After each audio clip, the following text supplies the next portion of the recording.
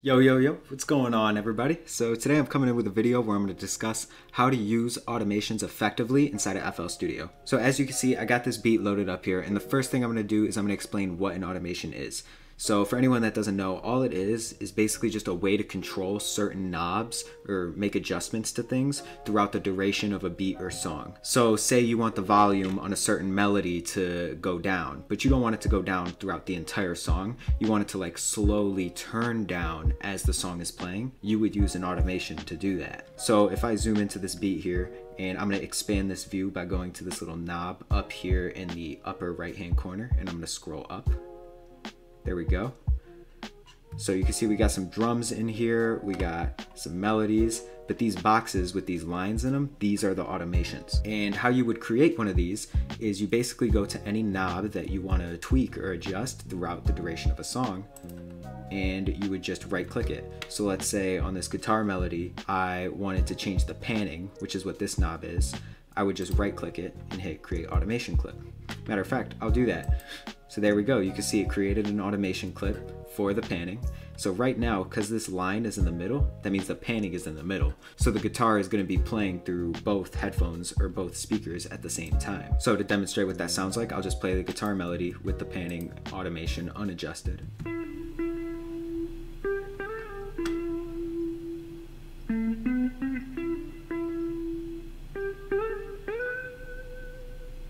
So you can hear that the guitar melody is just directly in the middle. However, if I go to the automation and I right click, let's say right here, now it's gonna move the panning up to only one ear. So I'll play this.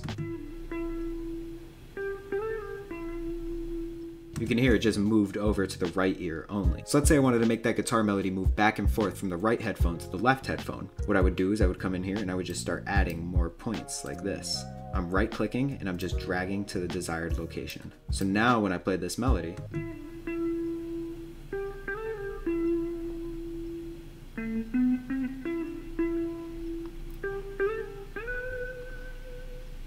you're able to hear that the guitar is moving back and forth from the right headphone to the left headphone, at least if you have headphones on. If you're using decent speakers, you'll probably be able to notice that in the speakers as well. However, if we look at the overall structure of the beat, you can see that this segment is the hook, or at least you'd be able to hear that if I were to play it.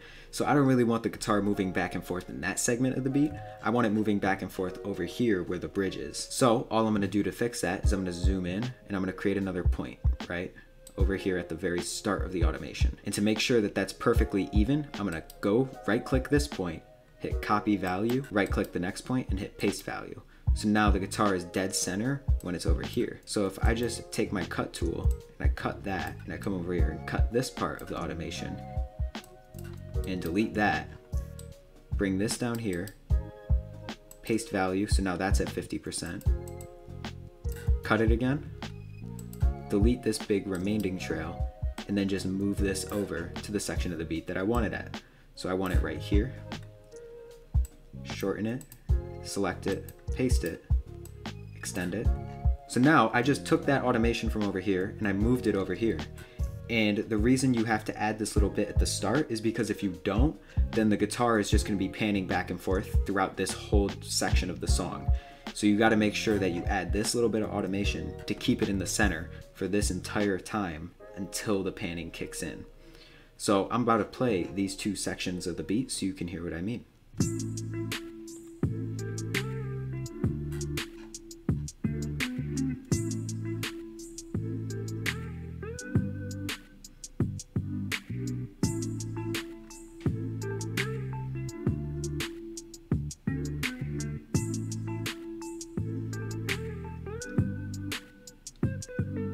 So you can hear right there during the hook that the guitar was just directly in the middle the whole time.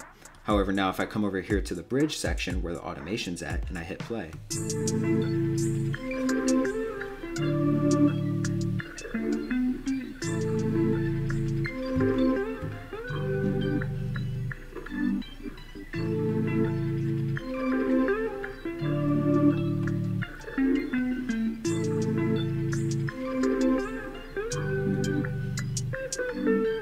you could hear the guitar was now moving back and forth from the right ear to the left ear. So I'm going to add a couple more automations to this section. However, this time what I'm going to do is I'm just going to highlight the section because if you noticed at the start when I created that panning automation, it went throughout the entire beat. And I don't really want that. I just want it to be right here during this specific section. And what I'm gonna do is I'm gonna go to the mixer track and I'm going to add dBlue Glitch. If you don't know what this plugin is, it's pretty cool. It just allows you to add like sequenced effects onto a certain instrument, and it's totally free. Glitch by dBlue, it's sick. I'm just gonna leave it at an all random preset. So basically every beat, it's gonna be playing a completely random effect. I'm gonna create an automation by going over here to this knob. This is the dry wet knob in your mixer rack. I'm gonna right click it and just hit create automation clip. And now you can see, because I have this specific segment of the playlist highlighted, that's the only section where the automation clip was actually created. And so now to make sure that the dBlue Glitch isn't on for the entire duration of the song, I'm gonna go out here and I'm just gonna create another point and drag it to 0. Take my cut tool and I'm just gonna cut that. And then I'm just gonna paste it over here at the very start of the song.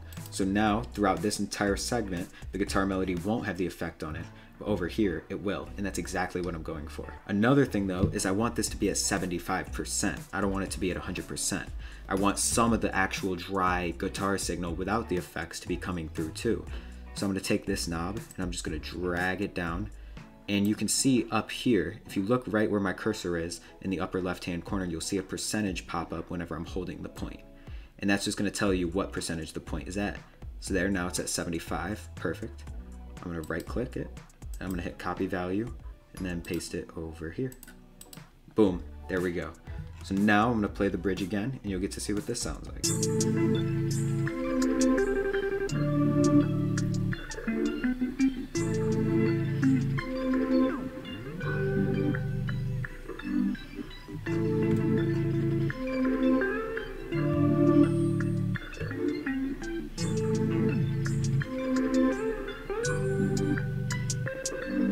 So you can hear it has a whole bunch of different cool glitchy effects on it, which is exactly what I'm going for. That's a sound I love to have in pretty much the bridge to all of my beats, just because of the style that I go for. So the next big kind of automation that you can add is an EQ. So I'm just gonna go in and I want this sound to be low passed throughout this section. So I'm gonna go into an EQ, I'm gonna scroll this over until I get the low pass filter.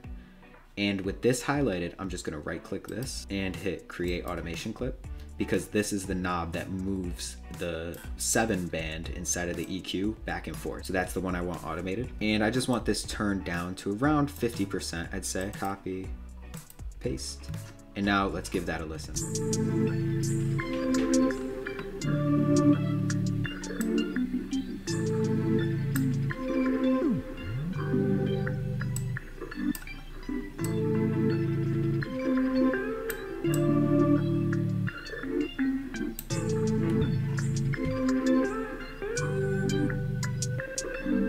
Alright, so you can see right there, that actually caused the low pass filter to be enabled at the start.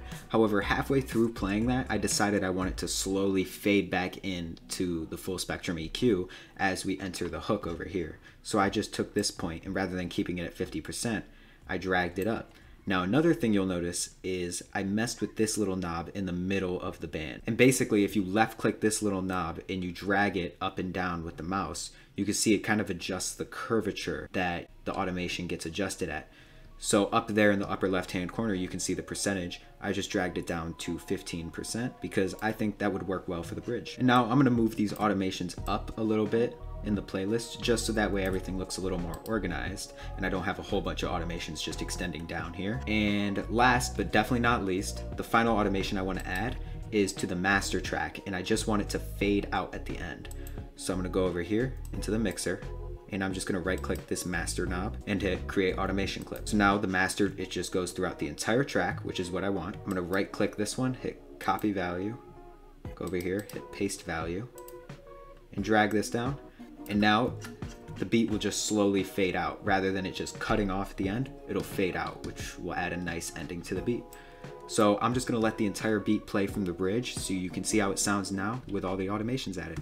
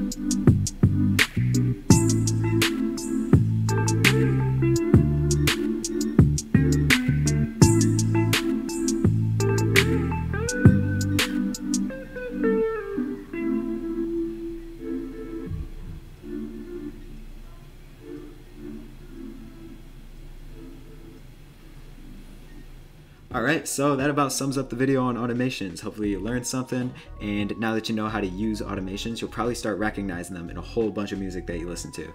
I know that I do. If you like the video, leave a like. I will catch you next time. Foo.